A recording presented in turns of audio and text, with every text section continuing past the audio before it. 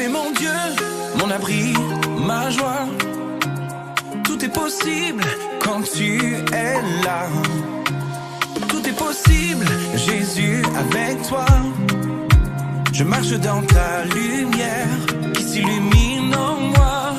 Chaque jour avec toi, je crois. La communauté du Gospel Vision Center, soyez les bienvenus, que Dieu vous bénisse. Nous allons passer des temps vraiment de grâce dans sa présence. N'hésitez pas à rendre vivant cette plateforme par des réactions et afin de stimuler aussi l'attention de chacun d'entre nous. Je vous rappelle que nous avons un centre de ressourcement aussi. Nous avons plusieurs sites que vous pouvez visiter, comme la Gospel Vision Academy, www.gospelvisionacademy.com, pour ceux qui veulent aussi intégrer un institut biblique de formation. Sachez que tout au long de l'année aussi, vous avez accès au calendrier en ligne. De cette manière, vous pouvez rejoindre aussi via l'application Zoom. Ceux qui reçoivent les cours, vous pouvez les recevoir à titre gratuit, mais vous pouvez aussi, si vous vous inscrivez en septembre, eh bien, intégrer les étudiants qui participent à ces cours et ensuite avoir vos livres, tous les ouvrages qui correspondent à chacun des cycles et suivre aussi tous les examens qui se font tout au long de l'année. Pour toute question, n'hésitez pas à contacter Jean-Sébastien qui est là. Il est l'administrateur de l'Institut biblique. Vous pourrez de cette manière avoir tous les renseignements dont vous avez besoin. Vous avez aussi le site www.gospelvisioncenter.com. C'est le site de l'Église. Vous pouvez découvrir de cette manière l'actualité de l'Église. Vous pouvez aussi vous inscrire et recevoir la newsletter. Et vous avez www.gospelvision-international.com où là, c'est un centre de ressources. Vous pourrez y trouver aussi notre boutique en ligne et y trouver pas mal d'ouvrages. Des ouvrages comme les derniers qui sont parus, les interdits de destinée, tout ce qui bloque notre destinée. Ce sont des modules de formation qui touchent à la dimension charismatique, comme les directives des généraux de Dieu. Vous avez encore le plaidoyer des sentinelles pour le pays. Donc, c'est pour activer, affûter la dimension de la vie de prière, des sentinelles pour la nation, ou alors les anges agents stratégiques au service du royaume de Dieu. Nous avons aussi ce module sur le fait apprendre de l'onction des fils d'Issachar, qui était vraiment toute une tribu qui avait reçu cette capacité extraordinaire de vision et de comprendre les temps dans lesquels ils étaient. Voilà encore cet ouvrage, Échappe au sniper.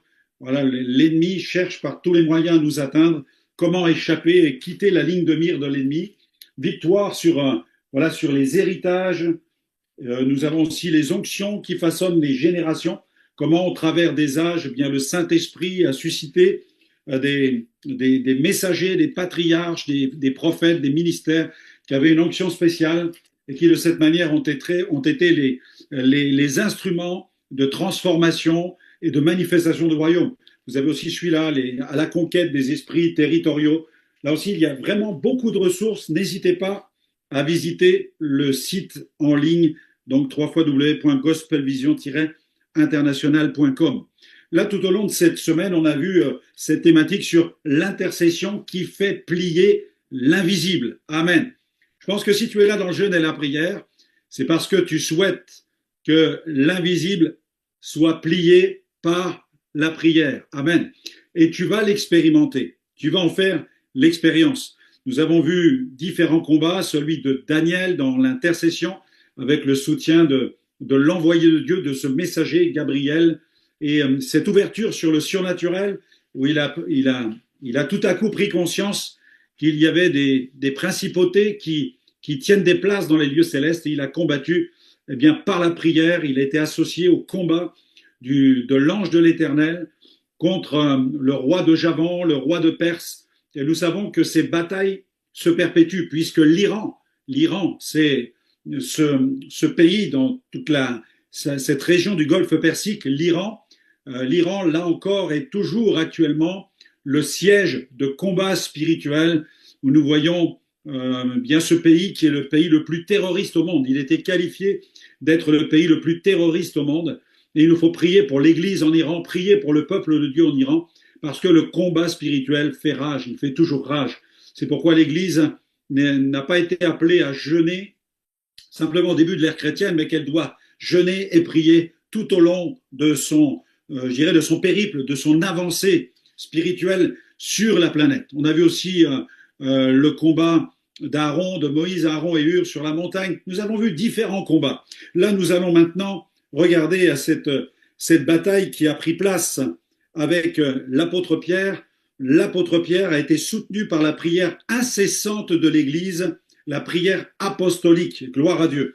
On va aller dans Acte 12. Commencez à ouvrir votre Bible. Dans Acte 12, nous voyons que nous assistons dans ce chapitre à un choc frontal, vraiment un choc, entre un pouvoir qui est meurtrier, incarné par Hérode, et une Église qui comprend que sa survie, son témoignage, son expansion ne dépendent pas de sa capacité à négocier ou d'emprunter le chemin d'une négociation politique avec le pouvoir, mais la survie de l'Église. L'Église a compris que sa survie dépend de sa capacité à prier. Gloire à Dieu. Alléluia. L'Église a besoin de comprendre cela. Parce que la violence va s'intensifier, la persécution va devenir vraiment systémique. L'Église évolue dans un climat de persécution systémique. Et face à cela, l'Église ne se disperse pas, mais elle intensifie sa vie de prière. La Bible dit qu'elle ne cessait d'adresser des prières à Dieu. Elle ne cessait d'adresser des prières à Dieu. Ce qui justifie aujourd'hui, plus que jamais, l'accent mis sur la vie de prière de l'Église. Je crois que c'est la nature du contexte dans lequel l'Église contemporaine évolue. Ne pensons pas que l'Église a moins besoin de prière aujourd'hui. Plus que jamais, Dieu va susciter des sentinelles animés d'un esprit prophétique qui vont se tenir sur la muraille et qui vont discerner les temps dans lesquels ils sont pour non seulement avertir l'Église, mais intercéder avec l'onction du Saint-Esprit et faire barrage à des plans, à des projets sataniques qui s'élèvent contre l'Église. Plus l'oppression augmente, plus la prière de l'Église doit devenir incessante. Et Acte 12 nous enseigne que lorsque l'Église prie, Dieu agit souverainement. Gloire à Dieu. Alléluia. Quand Dieu agit souverainement, alors les chaînes tombent, les portes s'ouvrent, les puissances sont déstabilisées, l'Église demeure non pas fragile, mais elle devient invincible. Gloire à Dieu. Veux-tu devenir invincible? Alléluia. Tu peux faire un amen, tu peux mettre des flammes de feu sur la plateforme, gloire à Dieu, si tu veux devenir invincible. Gloire à Dieu. Et les grandes sources d'oppression auxquelles l'Église fait face aujourd'hui sont des sources multiples. Je dirais qu'il y a des sources d'attaque qui sont multiniveaux, qui mêlent quoi? L'idéologie, l'économique et le culturel et le spirituel. La première source d'oppression, c'est l'aveuglement spirituel. Paul en parle dans 2 Corinthiens chapitre 4. Si notre évangile est encore voilé, il est voilé pour ceux qui périssent, ceux dont le Dieu de ce siècle a aveuglé l'intelligence afin qu'ils ne voient pas briller la gloire et la splendeur de l'évangile de Christ. Il y a vraiment un voile. Satan travaille, il déplie, il déploie ce voile sur l'humanité. Et il se sert justement. Il se sert du spirituel, de l'idéologie, de l'économie et du culturel. La première source, c'est vraiment le spirituel. Satan est à l'origine de tout cela. La deuxième source, elle est idéologique et culturelle, parce que nos sociétés sont façonnées par des courants de pensée qui s'élèvent contre la connaissance de Dieu, comme le matérialisme, le relativisme moral, l'hyper-individualisme, ou alors le nihilisme. Dieu n'existe pas, la négation de Dieu. Nous sommes dans un contexte comme celui-là. Et ces systèmes ne persécutent pas toujours par la violence, mais par une forme de reprogrammation des valeurs. C'est un peu, je dirais que c'est une attaque insidieuse. Ça s'installe dans la société et au fur et à mesure, ça gagne du terrain. Ça serait tellement facile si l'attaque satanique ressemblait en quelque sorte à, vous connaissez l'anecdote, à cette casserole qu'on fait bouillir sur le gaz et puis on veut tuer une grenouille. Alors si tu jettes la grenouille dans la casserole au sein de laquelle l'eau est en ébullition, immédiatement elle va sortir de la casserole. Mais si tu mets la grenouille dans l'eau froide et que tu commences à faire chauffer la casserole, après quelques minutes, la grenouille elle va cuire à l'intérieur. Et ça c'est la stratégie satanique. L'ennemi nous endort, il endort la société. Et vous avez une autre source majeure, c'est l'oppression économique mammonique. C'est la puissance de Mammon, l'esprit de Mammon, l'injustice qui gagne l'humanité, l'endettement massif des familles, l'exploitation de l'humanité par l'argent, la corruption et la spéculation. Wow. Il y a eu à une certaine époque la ruée vers l'or. Vous avez entendu parler de la ruée vers l'or, ok? Mais aujourd'hui, nous assistons à la ruée vers les terres rares.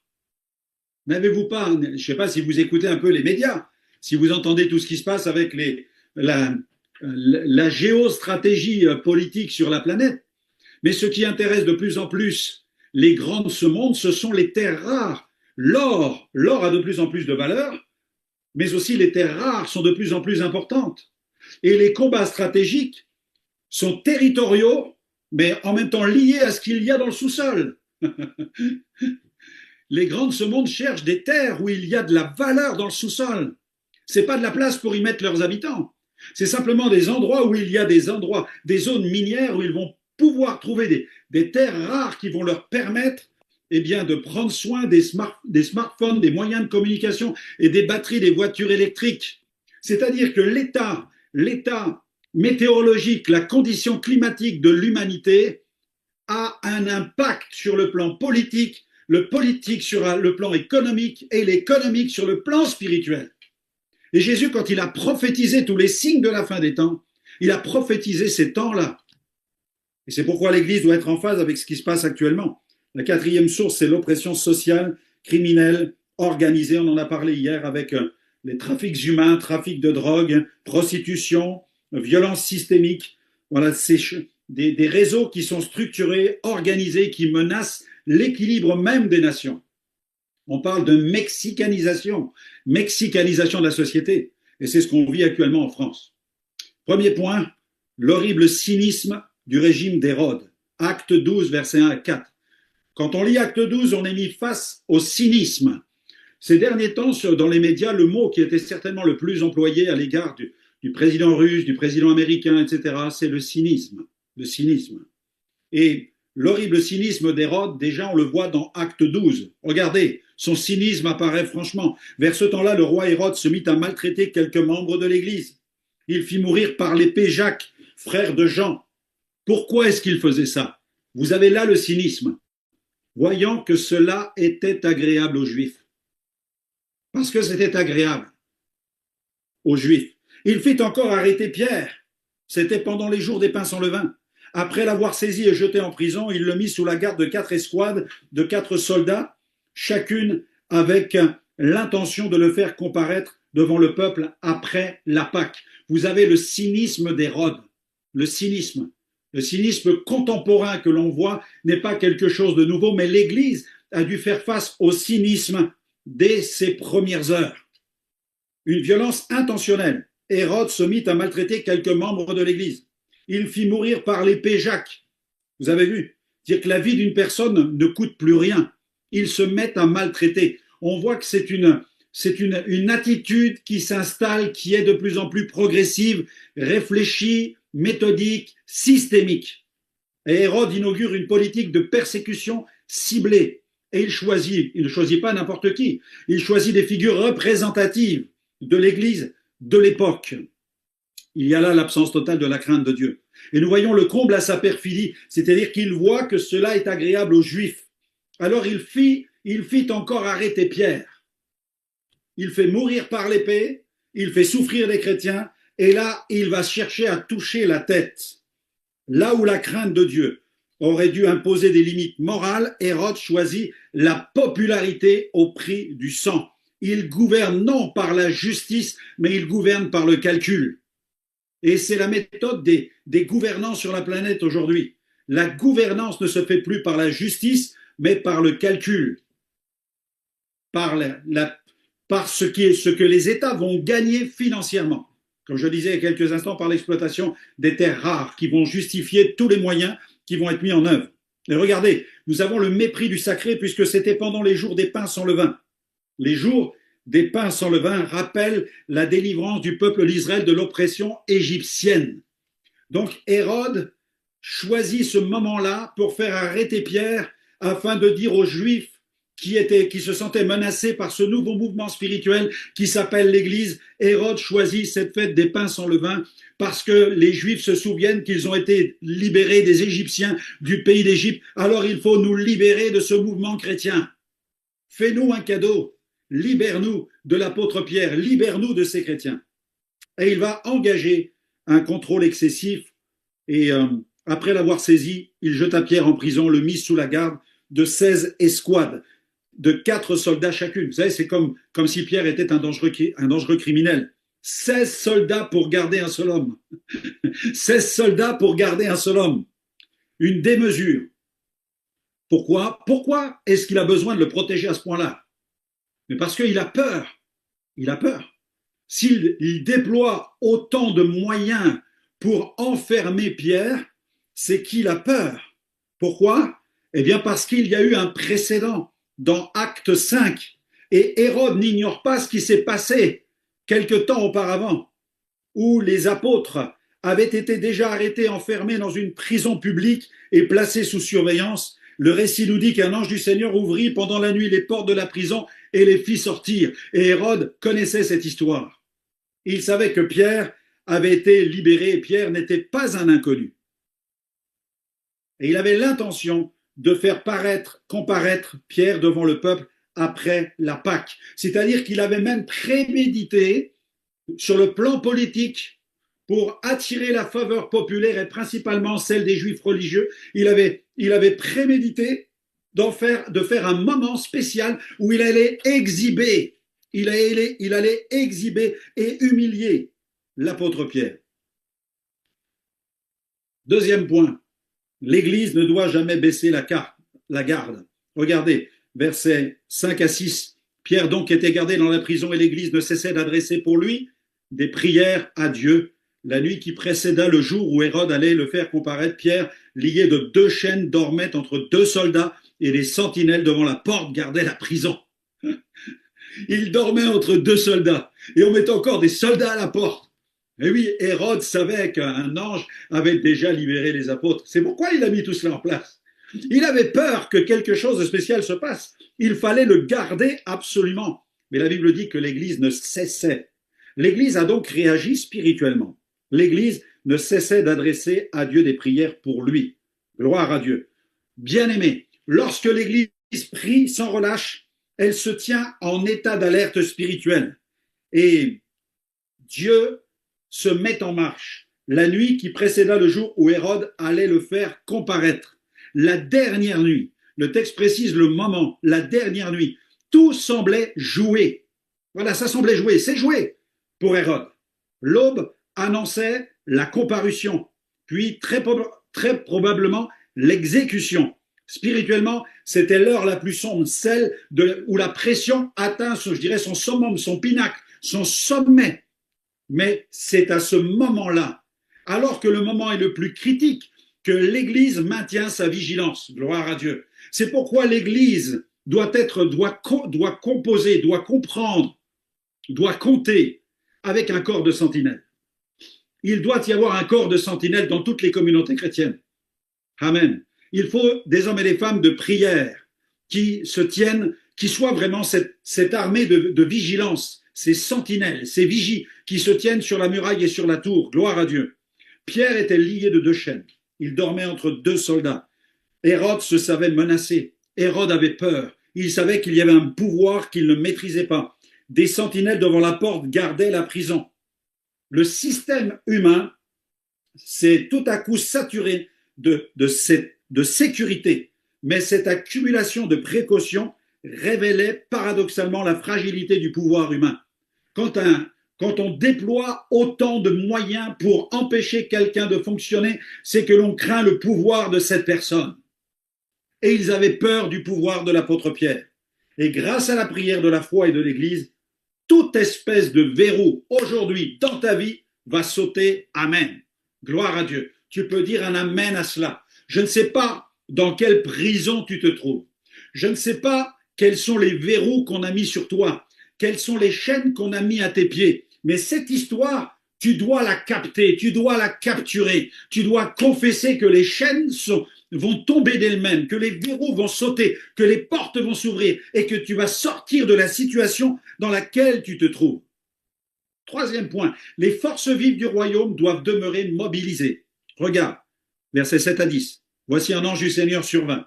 Une lumière brilla dans la prison. L'ange réveilla Pierre, mais elle ne réveilla pas les soldats. Vous avez remarqué? L'ange réveilla Pierre en le frappant au côté et il dit « Lève-toi promptement ». Les chaînes tombèrent de ses mains. L'ange lui dit « Mets ta ceinture et tes sandales ». Et il fit ainsi. L'ange lui dit encore « Enveloppe-toi de ton manteau et suis-moi ». Pierre sortit et le suivit, ne sachant pas, j'aime beaucoup ce verset, ne sachant pas que ce qui se faisait par l'ange fut réel et s'imaginant avoir une vision. En effet, Pierre avait déjà eu des visions. Acte 10, vous vous souvenez, il avait vu une nappe venir. Pierre était accoutumé à recevoir des visions. Mais là, il a l'impression, il dit, c'est une vision. Voilà. Il s'imagine qu'il est dans une vision. Et lorsqu'ils eurent passé la première garde, puis la seconde, ils arrivèrent à la porte de fer qui mène à la ville et qui s'ouvrit d'elle-même devant eux. Amen. Un ange du Seigneur survint. Gloire à Dieu. Et l'intervention divine ne commence pas par la destruction des murs, mais par la manifestation de l'agent céleste. Là où règne l'obscurité de l'enfermement, une lumière surnaturelle tout à coup surgit sans avertissement. Et elle annonce que le ciel vient de prendre contrôle de la situation. Il y a des moments où le ciel prend contrôle de la situation. J'ai pu bénéficier par la grâce de Dieu dans certaines régions du monde du ministère des anges. Et j'ai vu de mes yeux des anges. Et j'étais pas tout seul en fait. Gloire à Dieu. Certains qui étaient avec moi sont encore vivants. Amen. Et ils pourraient témoigner de ce qu'ils ont vu. Mais ils interviennent de façon étonnante. C'est une manifestation surnaturelle sans avertissement. Parce que dans le calendrier divin, dans l'agenda céleste, c'est l'heure pour le ciel d'envoyer un agent qui va bousculer la situation, en fait faire le ménage et réouvrir le champ pour l'expansion du royaume de Dieu. Et ne pensons pas que le ministère des anges est réservé uniquement à l'Afrique ou à l'Asie du Sud-Est ou dans d'autres régions du monde, dans les pays du tiers-monde. Non, les anges sont en action ici. S'il n'y avait pas eu le ministère des anges, je ne me serais pas converti le 5 février 1985. Car avant de rencontrer un pasteur, j'ai rencontré un ange. Je n'ai pas rencontré dans une église, je l'ai rencontré sur la place publique. En fait, je lui ai rentré dedans parce qu'il s'est mis sur ma route et sa robe touchait la terre et c'était comme un être qui dépassait toute la ville. Et sa tenue était translucide, elle était éclatante de gloire. Et là, quand je l'ai percuté, j'ai reçu son message, c'était un ange messager. Il m'a dit, Dieu a rendez-vous avec ta vie. C'était aussi simple que ça. J'ai fait demi-tour et j'ignorais que quelques heures plus tard, je serais dans une église où j'allais avoir une vision de la gloire de Dieu. Et là, j'allais être transformé par la puissance de Dieu en quelques minutes et que ma famille allait se convertir dans les heures qui venaient, comme la famille de Corneille. Gloire à Dieu. Ça, c'est pas l'Afrique. Ça, c'est la France. Ça, c'est la France. Les anges sont en France. Les anges ont une part à prendre ici, dans notre pays. Gloire à Dieu. C'est pourquoi, prends conscience de toutes les potentialités du royaume de Dieu. Prends conscience que le royaume de Dieu est une réalité. Nous avons été tellement nourris par un langage chrétien, évangélique, philosophique, que parler des anges, c'est dangereux. On risquerait de les adorer. Parce que dans la tradition chrétienne, certains ont adoré les anges. N'en parlons pas. C'est pareil pour les démons. Ne parlez pas des démons, parce que les chrétiens ne peuvent pas avoir des problèmes avec les démons. Bon, comme ça, on laisse tranquille les chrétiens qui sont oppressés, harcelés par le diable. Ne parlez pas de l'onction, parce que les gens risquent de trembler, d'être remplis de joie, ça va troubler les cultes. Alors ne parlons pas de l'onction, parce que sinon ça va déranger les cultes. Ne parlez pas trop de la foi, parce que les gens vont avoir la foi dans la foi. Vous imaginez comment le diable a amputé l'Église des doctrines de puissance? C'est inadmissible, c'est intolérable ce qui se passe dans l'Église aujourd'hui. Il faut que l'Église se réveille, sinon les chrétiens vont être faibles et Satan va les tenir dans des prisons spirituelles. Mais Dieu veut libérer son peuple. Gloire à Dieu. À lui soit la gloire. L'ange le réveilla et il l'a pas réveillé en faisant bisous, bisous, lève-toi, il est l'heure. Chérie, chérie, il faut que tu ailles à l'école. Non, il y a MMA, bam, il y a mis un coup de poing. Hé, réveille-toi. Ouh. Et là, il a ouvert ses yeux. Gloire à Dieu. Ne soyez pas surpris, on l'a prêché dimanche. Souvenez-vous de l'ange, de l'être mystérieux qui a combattu avec Jacob. C'était une baston, ça a duré toute la nuit. Ça a été une lutte incroyable, mais sa vie a été transformée. Mes amis, nous avons besoin d'être percutés par le ciel, parce que les chaînes vont tomber. Gloire à Dieu. Mets ta ceinture et mets tes sandales. Il y a ce que le ciel fait, mais il y a ce que tu dois faire. Alors, mon frère, ma sœur, mets ta ceinture, mets les chaussures de l'évangile, du zèle de l'évangile à tes pieds. Ça, c'est ta part. Pierre sortit et le suivit, ne sachant pas que ce qui se faisait par l'ange fut réel. Il pensait avoir une vision. Gloire à Dieu. La précision de l'intervention divine dépasse l'entendement de Pierre.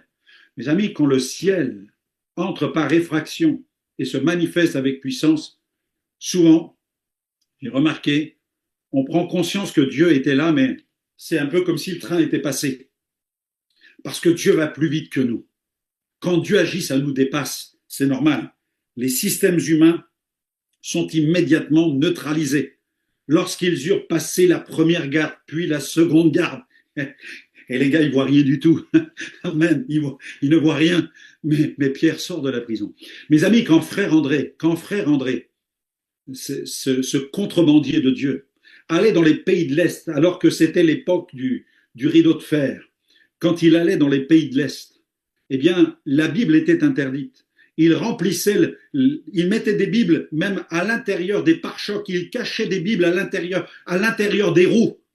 Et il raconte des histoires que lorsqu'il passait justement les zones de contrôle surveillées par ces armées hostiles à l'Occident, il priait et il raconte que ceux qui contrôlaient son véhicule étaient comme aveugles. Ils ne voyaient pas que sa voiture était remplie de Bibles. Il risquait la prison, mais il passait au travers des services de sécurité. Gloire à Dieu.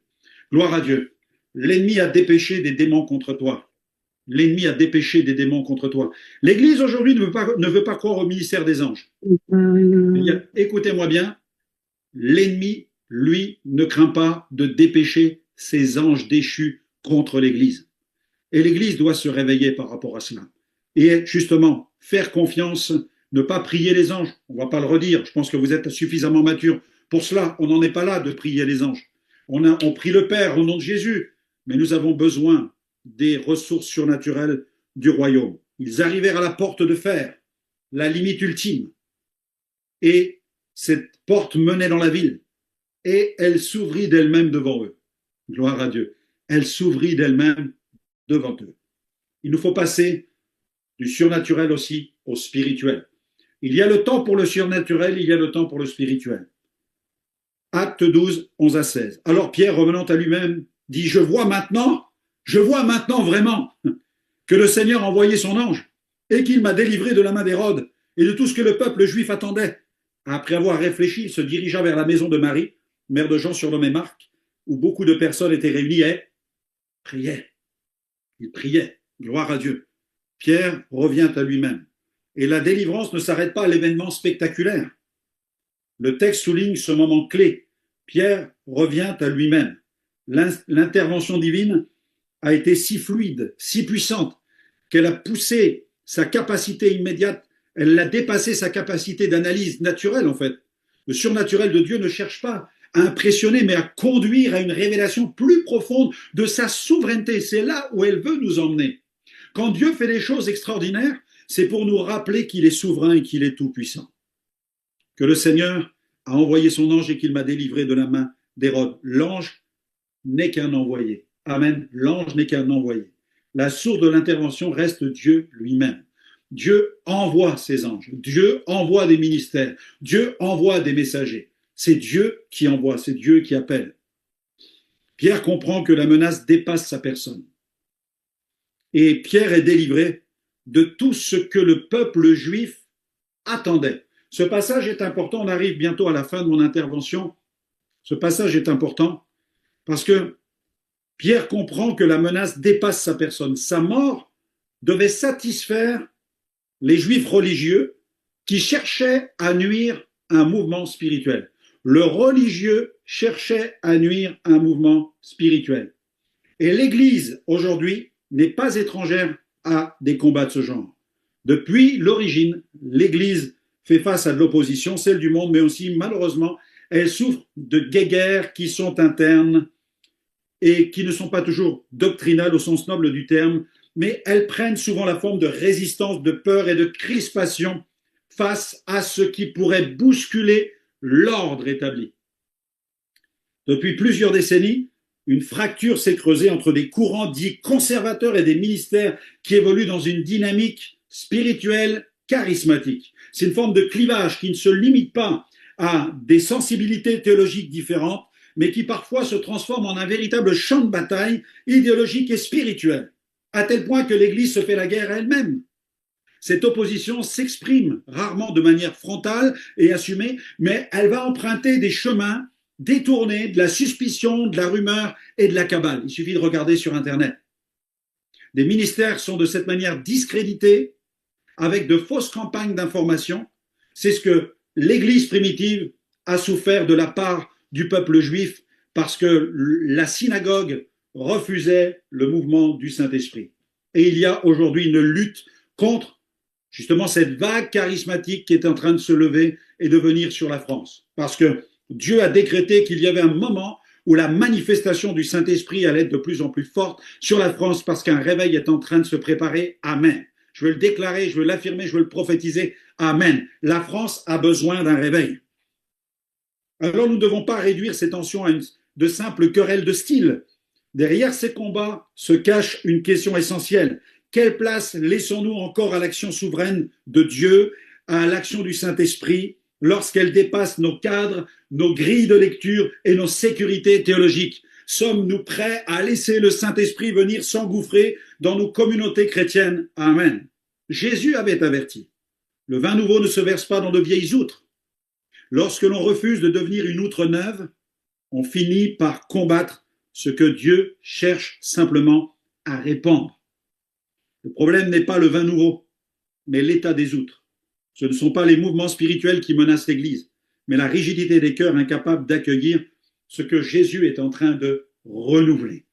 Les pressions sont multiples sur la société française, mais il y a des pressions de l'extérieur qui viennent du monde, il y a aussi des pressions de l'intérieur. J'aimerais qu'on prie quelques instants, et je vais laisser la place à Pasteur John pour la suite, afin que la gloire de Dieu se manifeste dans l'Église. Je ne sais pas de quelle communauté vous êtes, d'où vous venez, mais le Saint-Esprit est une personne. Et le Saint-Esprit désire vous remplir de sa présence, vous communiquer sa puissance. Il veut multiplier les ministères selon Éphésiens 4, mais il veut aussi lever un mouvement spirituel d'hommes et de femmes qui vont servir, évangéliser dans la puissance d'un mouvement prophétique et apostolique. Alors on peut lever nos mains. Là où tu es, tu peux lever tes mains maintenant. Alléluia, et reçois. Reçois de la part du Seigneur dans le jeûne et la prière. Seigneur, je te loue pour le ministère des anges. Je te loue, Seigneur, pour les sentinelles. Je te loue, Seigneur, pour l'armée de Dieu, pour l'armée céleste. Je te loue, Seigneur, pour le potentiel incroyable que tu nous donnes. Seigneur, garde ton Église de cet attachement philosophique à des façons de penser, des lectures qui sont philosophiques de la Bible. Seigneur, ce que tu écris dans la Bible ne nous est pas donné simplement pour nous épater et pour nous subjuguer, mais ce que tu écris dans la parole est là pour nous dire, si je l'ai fait avec eux, je veux le faire avec vous. Et Dieu va le faire avec toi. Je déclare au nom de Jésus que la prison intérieure n'est pas inviolable, mais que le royaume de Dieu peut s'y engouffrer et la briser. Je déclare que toute chaîne que l'ennemi cherche à poser sur toi, tout lien qu'il veut mettre sur toi, tout cep à tes pieds, tout cep à tes mains, tout démon, toute garde qu'il veut mettre à côté de toi est maintenant neutralisé. Dieu va mettre des anges à tes côtés. Ce n'est plus le diable qui va mettre des démons pour t'accuser, mais Dieu va mettre des anges qui vont camper à côté de toi. La Bible dit que l'ange de l'Éternel campe autour de ceux qui le craignent. Seigneur, je prie que les escouades sataniques maintenant soient réduits à l'impuissance. Je prie que les portes invisibles maintenant soient renversées, que les portes de fer, les verrous de fer soient brisés et que tu te retrouves libéré de toute espèce de prison au nom de Jésus. La prison de la maladie, au nom de Jésus, je brise. Au nom du Christ, reçois ta guérison pendant ce temps de jeûne. Au nom de Jésus-Christ. La prison de la maladie, la chaîne de la maladie, voilà, regarde-la, en train de se briser. La situation de ton couple, au nom de Jésus. Je prie que cette division, que cette querelle maintenant, au nom de Jésus, cette querelle familiale soit brisée au nom de Jésus-Christ. Ta situation professionnelle qui est verrouillée, qui n'évolue pas, qui n'est pas comme ce que tu espérais, au nom de Jésus, je prie que la porte s'ouvre et qu'un nouvel horizon apparaisse devant toi, au nom de Jésus-Christ. Nous croyons que tu es celui qui fait tomber toutes les chaînes, quelles qu'elles soient. À Dieu soit la gloire pour ce qu'il va faire. Alléluia. Ton mari résistant, ton épouse résistante à l'évangile. Nous prions que 2026 soit l'année de sa conversion. Nous prions que la porte du salut s'ouvre pour lui, que la porte du salut s'ouvre pour elle au nom de Jésus-Christ. Commence à le déclarer. Alléluia. Je prie pour ton Église, là aussi, pour ta dénomination, pour ton mouvement, afin qu'il vive un réveil spirituel. Alléluia. Qu'il sorte du classicisme, de la rigueur et du rigorisme pour ouvrir les fenêtres, ouvrir les portes et permettre au Saint-Esprit de s'y engouffrer et de reprendre la place principale qui lui revient. Au nom de Jésus, nous t'avons prié. Amen, amen et amen. Demeurez bénis, frères et sœurs.